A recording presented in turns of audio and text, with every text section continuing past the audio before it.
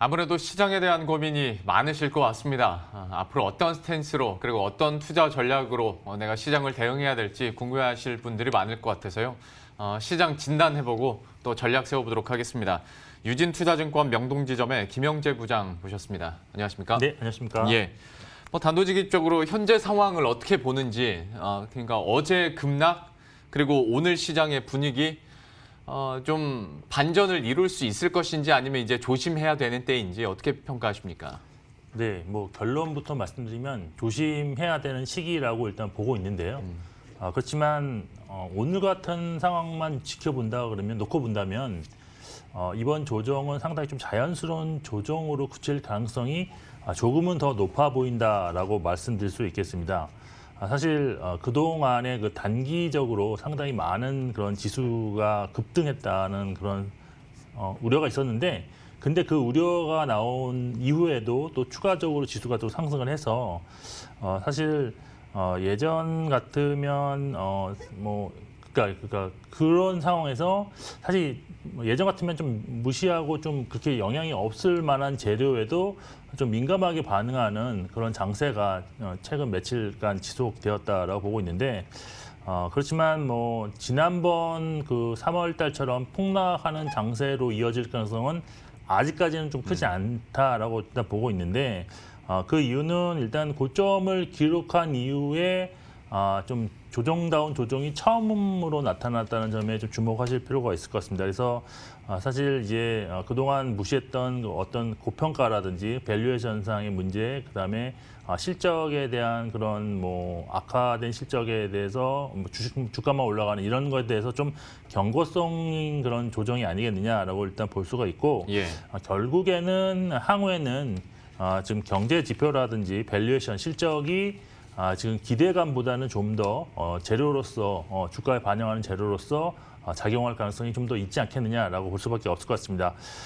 그런데 좀 시장 내부적으로는 뭐 아직은 뭐 이렇게 크게 우려가 되지는 않지만, 그래도 신용 잔고가 사실 지난 그 폭락이 직후에 그 신용 잔고가 양시장 합해서 한 6조 원대 초중반 정도였습니다. 6조 4조 원 6조 그 4천억 원대까지 내려갔었는데, 지금 그러니까 금요일 기준으로 보면 이게 11조대 후반, 그러니까 11조 8천억까지 올라왔기 때문에 연중 최고치는 물론 지금 1년 동안 최근 1년 동안에도 가장 고점이라는 점은 부담일 수밖에 없다라고 볼 수가 있겠습니다. 그래서 지금 이게 거래 비중이 거래 대금이 훨씬 늘어났기 때문에 이게 신용 잔고 비중이 그렇게 우려스럽지 않다는 얘기도 있는데, 결국 전체 시장의 신용 잔고도 문제겠지만 보유하신 종목의 그런 신용 잔고 비율이 어느 정도 수준에 있는지, 또 추세가 어느 정도로 올라와 있는지는 한번 좀 체크해 보실 필요가 있는 시점이 아니라 보고 있고, 그리고 지금 사실 지금 바닥에서 지금 12주 만에 사실 지수가 1,400 코스피 기준으로 1,400에서 2,200까지 갔다가 다시 2,000으로 왔다가 지금 2,100이 넘은 상태인데, 사실 이렇게 단기간에 급등한 예가 거의 많지 않습니다. 지금 특히 우리나라가 요 기간 동안 3월 하순부터 6월 초순까지 전 세계에서 그 코스닥이 74.2%가 지수상으로 상승할 정도로 가장 큰 상승이 있었다는 점에서 우리나라가 어제 조정에서 가장 또 크게 흔들리는 모습이 나타났다라는 그런 의견도 있습니다. 그렇지만 여기에는 약간 좀 대북 관련해서 좀 리스크가 좀 더 가미된 측면이 있기 때문에 이런 점을 좀 감안하셔야 되고, 결국에 이런 것 같습니다. 지금 그나마 좀 낙관적으로 볼 수 있는 점은 현재 지금 시장에 돈이 많이 지금 많다는 점입니다. 풍부한 유동성과 여기에 지금 사실 하락할 때 폭락을 더 유발했던 것들이 크게 두 가지가 있는데, 하나는 이렇게 반대 매매가 나오면서 매매 악순환, 그리고 두 번째가 공매도였습니다. 근데 공매도가 아직까지는 지금 제한되어 있는 상태이기 때문에 향후에는 급락보다는 이제 변동성을 좀 축소해가는 다시 이제 박스권으로 회귀하는 그런 과정이 나타나지 않겠느냐 보고 있습니다. 그렇지만 이번 시장에 있어서 가장 큰 핵심 재료는 역시 코로나19인데요. 예. 코로나19가 재확산되는 조짐이 확실하다. 이럴 때는 추가적인 하락이 불가피하지 않겠느냐. 그래서 결론적으로 이 아이디어를 좀 찾아본다면 2000선에서는 지지가 되는 것을 확인을 했기 때문에 그리고 또 2200에서는 부담이었다는 것도 확인을 했습니다. 그래서 2200과 2000선 사이의 그 박스권 전략을 좀 당분간은 유지를 하시는 게 좋을 것 같은데 기준점은 한 2100인 것 같습니다. 2100 이상에서는 매도를 좀 시작하는 시점, 그다음에 2100을 기준으로 매수를 시작하고 2000선에 가까우면 좀 더 추가 매수하는 그런 전략으로 가시는 것이 좀 바람직하지 않겠느냐라고 단기적으로 좀 볼 수 있겠습니다. 뭐 3월 당시에 대폭락 가능성은 작고 대신 어떤 신용잔고 비율이 좀 많이 올라갔기 때문에 각 종목별로 보유하신 종목별로 이 부분 한번 체크하셔야 된다라고 얘기를 해주셨고요. 기준점이 한 2100선이 될 것 같다 얘기를 해주셨어요. 그래도 기준점 자체가 많이 높아지긴 했습니다. 근데 다만 좀 걱정되는 것이 하루 만에 뭐 지수 자체가 7% 빠졌다가 다시 5% 급등했다가 이런 심한 변동성을 나타냈던 때가 지난 그러니까 1차 코로나19 대유행 있었을 그 당시다 보니까 자꾸 그때 악몽이 좀 떠오르는 거거든요. 그리고 지금도 뭐 미국 상황 여전히 악화되고 있고 브라질도 악화되고 있고 중동 국가들도 잡히질 않고 있다 보니까 뭐 전 세계적으로 여전히 좀 제2차 확산에 대한 공포감은 있는 것 같은데 이것이 증시에도 또 악영향을 얼마나 줄까에 대해서는 어느 정도로 평가하십니까? 만일 2차 뭐 대유행이 정말 실제로 나타난다 그러면 주식시장 상당히 큰 충격을 받을 가능성이 높습니다. 그렇지만 현재로서는 2차 우려감은 있는 상황이지만 아직까지는 그렇게 크지 않다. 특히 그 중국이 사실 지금 베이징에서 신규 확진자가 지금 한 50여일 동안 없다가 다시 발생했는데 그 발생 그런 확진자 수 증가 속도가 상당히 좀 빠르게 나타나고 있습니다. 그렇지만 아직까지 여기서 어떻게 될지 물론 어떤 방향으로 갈지는 모르겠지만 과거 그 우한 사태보다는 좀 더 긍정적인 면이 좀 있습니다. 일단 중국 정부 자체가 일단 우한 사태를 그런 방역에 성공했던 그런 경험이 있는 상태에서 중국 역시도 어떻게 대응하는지 지금 잘 알고 있기 때문에 발빠른 조치가 지금 나타나고 있는데 지금 14일까지가 지금 발생 3일 만에 79명의 확진자가 나타났는데 어제도 27명의 확진자가 나타났습니다. 100명은 넘었는데 이게 그 발생한 그런 장소가 뭐 심파디 시장이라는 곳인데 이곳을 봉쇄를 했고요. 그다음에 이곳을 방문했던 모든 사람을 자가격리시켰고 또한 뭐 초등학교 뭐 수업 재개도 연기시켜서 상당히 좀 발빠르게 대처를 하고 있습니다. 그래서 사실 그 잠복기가 뭐 코로나19는 있기 때문에 이런 거 감안했을 때 아직까지는 뭐 좀 더 확산될 가능성이 높다라고 볼 수 있겠지만 일단 다음 주까지는 확진자 수 증가함에 관한 면밀히 관찰이 필요하다라고 볼 수 있습니다. 그런데 사실 우리나라도 예전에 확진자 수가 제로를 며칠 기록하다가 그다음에 이태원 코로나가 또 나타나면서 상당히 다시 그 확진자가 좀 상승하면서 지금은 약간 뭐 한 50명대에서 좀 안정화되는 상황이 있는데 결국 이것 역시도 지금 중국 베이징에 나타나고 있는 그런 일말의 그런 현상들, 사태들이 좀 바로미터가 되지 않을까라고 볼 수가 있겠습니다. 그래서 결국 우리나라도 방역에 성공한 케이스고 그다음에 방역에 대한 경험, 노하우가 지금 축적되는 상태에서 중국 역시도 추가적으로 크게 확산될 가능성은 아직까지는 좀 크지 않다고 봐는 것이 맞는 것 같습니다. 예. 그럼 이건 어떻습니까? 그러니까 기술적 분석을 빼고서 지금 시장 조정의 빌미가 되고 있는 큰 축이 코로나19가 이제 우리나라의 북한 리스크지 않습니까? 우리나라에서는. 그러면 과연 이게 또 얼마나 증시를 좀 붙잡고 있게 될까? 왜냐하면 북한이 이렇게 연일 강경한 발언들이나 대응책들을 내놓고 있는데 뭐 당장 내일 갑자기 온화 정책을 내놓은 건 아닐 테니까 그 분위기라는 게 있으니까 이런 분위기에 짓눌린 증시는 좀 얼마나 지속될 거라고 보십니까? 일단은 보통 이런 증시가 보통 흐름 자체가 사실 어떤 현상이 발생되기 전에는 약간 좀 불확실성에 따라서 상당히 민감하게 반응을 하지만 오히려 그것이 어떤 형태로든지 발현이 된다면 재료 노출에 따라서 증시는 안정화되는 경우가 과거에 상당히 많았다는 점에서 본다면 사실 북한이 지금 도발 수위를 높이려는 그런 발언 수위가 상당히 높아지고 있긴 하지만 그래서 상당히 불안한 것도 사실입니다. 하지만 실제로 어떤 행동이 우리가 예상했던 수준으로밖에 나오지 않는다 그럴 경우에는 오히려 빠른 증시 안정이 가능하다. 근데 이번 같은 경우에는 북한에서 사실 내부 결속 강화를 필요해서 이렇게 도발 수위가 발언 수위를 높인다라는 전문가들의 의견이 많은데 결국 우리 정부도 사실 제가 볼 때는 상당히 적극적으로 대응하고 있습니다. 그렇지만 그 대응 자체를 북한 측에서 좀 무시하는 그런 측면이 있기 때문에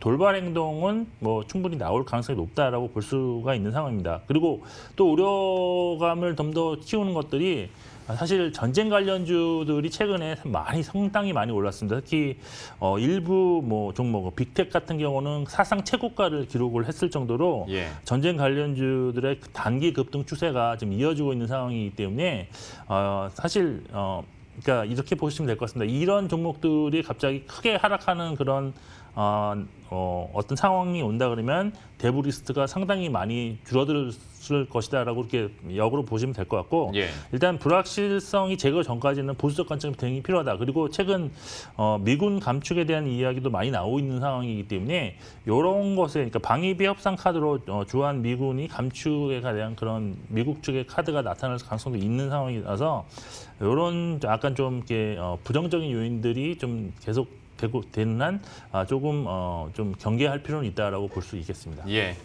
자, 오늘 물론 시장 전체가 잘 오르고 있긴 합니다만은 방산주와 경협주가 동시에 오르는 시장이거든요. 시장이 북한 뉴스와 관련해서 어떻게 반응할지는 조금 더 시간을 두고 한번 지켜봐야 될 것 같고요.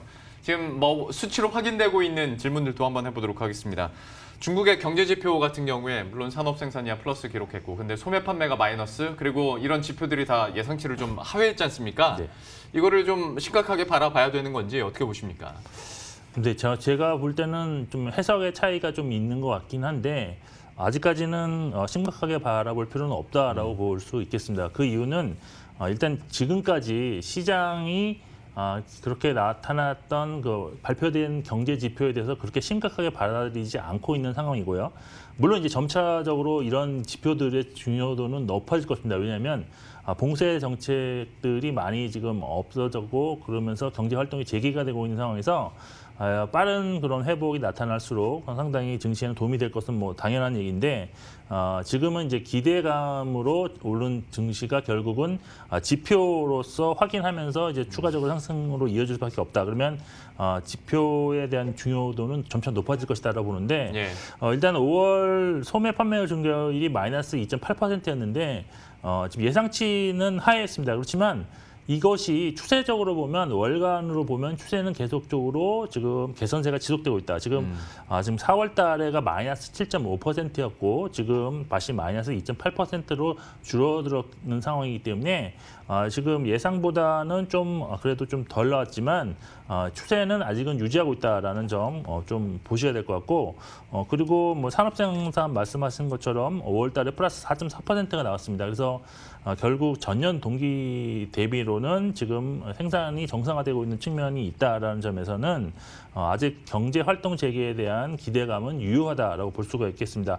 그리고 또 예상치가 좀 하회가 되면 결국에는 중국 정부라든지 아니면 인민은행에서 추가적인 정책을 좀 나올 수 있는 것으로 유도할 가능성이 상당히 높습니다. 그래서 사실 어제 약간 미국에서도 그런 얘기가 좀 나오는데 일단 시장 악화, 경제 지표 악화는 추가적인 정책으로 이어진다는 그런 기대감도 결국 나올 수 있다라는 거 좀 알아주시면 좋을 것 같고 결국 전반적으로 지금 아직 봉쇄 해제한 지 얼마 안 된 상황에서 성급하게 좀 그 지표에 대한 판단을 내실 필요는 없는 것 같고 전반적인 경제 지표 개선세가 그러니까 어느 특정 경제 지표를만 보시는 것이 아니라 전반적으로 좀 좋아지는지 좀 관찰할 필요가 있다라고 볼 수 있겠습니다. 예.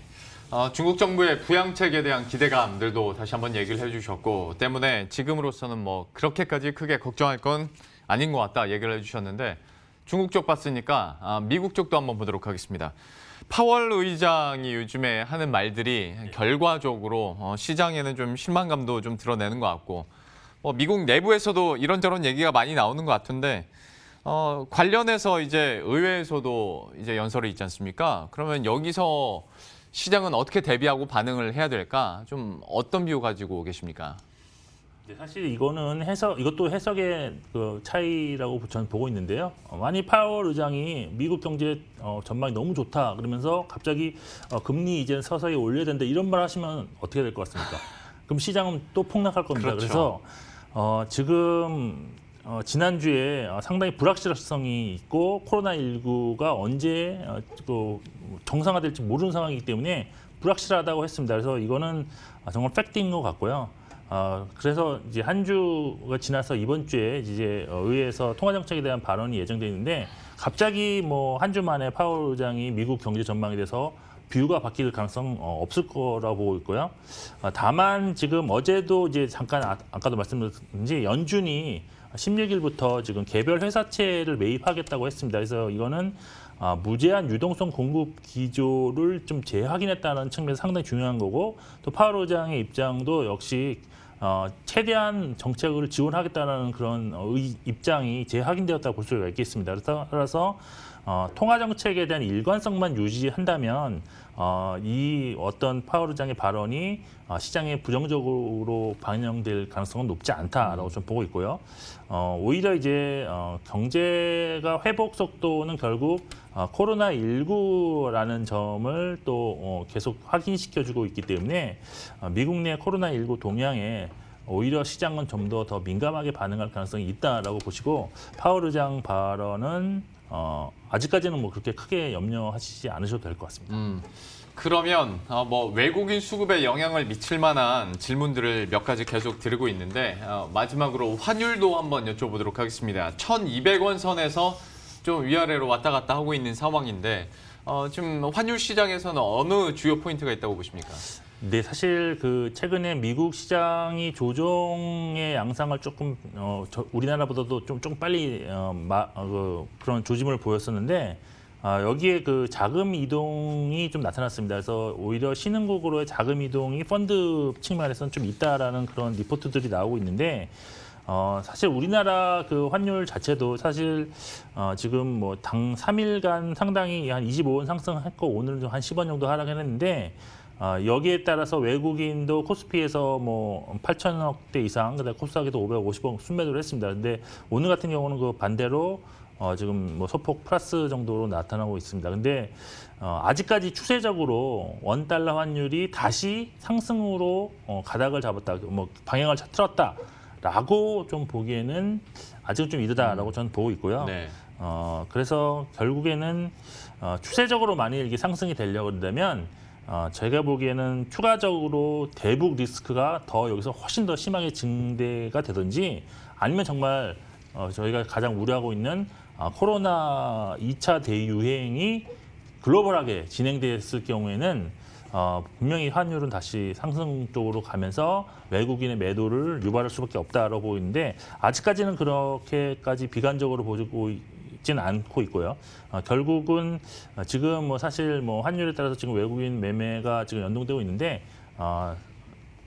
결론적으로는 조금 추가적으로 하락할 가능성이 그 환율은 하락할 가능성이 있다라고 저는 판단을 하고 있습니다. 그러면 관련해서 외국인의 수급 상황도 지금보다는 개선될 거라고 보십니까? 네, 그렇습니다. 사실 제가 이 시간에 지난번에 말씀드린 것 같기도 한데 그 환율이 하락할 때 과거에 그 지수, 그 환율 지수 때 별로 업종별 뭐 이렇게 매수가 많이 됐던 업종들 그 구간별로 올랐었던 업종군이 네. 있었다고 얘기해 주셨었죠. 네, 네. 예. 그런 식으로 그때가 이제 일주일 전인데 바로 이제 일주일 만에 갑자기 또 이제 시장이 약간 변동이 나타나서 지금은 약간 좀 그게 좀 안 맞을 수도 있습니다. 그렇지만 결국에 추가적인 하락으로 이어진다 그러면 환율이 외국인의 매수가 충분히 뒷받침되면서 오히려 지금은 사실 뭐 개인들 위주로의 시장이지만 결국에는 지수가 추가적으로 상승하기 위해서는 외국인의 매수가 필수적일 수밖에 없는 상황입니다. 그래서 상당히 좀 그런 면에서는 시장은 이제 좀 더 시장의 좀 뭐랄까 내부적인 그런 질, 뭐 이런 퀄리티가 좀 더 좋아지는 방향으로 나타날 수 있다라고 보고 있습니다. 참 지금 시장에서 불확실성으로 꼽히는 이슈들을 하나하나 질문을 드렸는데 그래도 대답을 듣고 나니까 조금은 안심이 되는 것 같습니다. 유진투자증권 명동지점의 김영재 부장과 함께했습니다. 오늘 말씀 고맙습니다. 네, 그럼 저희들은 여기서 인사드리도록 하겠습니다. 식사 맛있게 하시고요. 저희들은 내일 이 시간에 또 새로운 뉴스들과 그리고 투자 전략 들고 다시 찾아뵙도록 하겠습니다. 시청해주신 여러분 고맙습니다.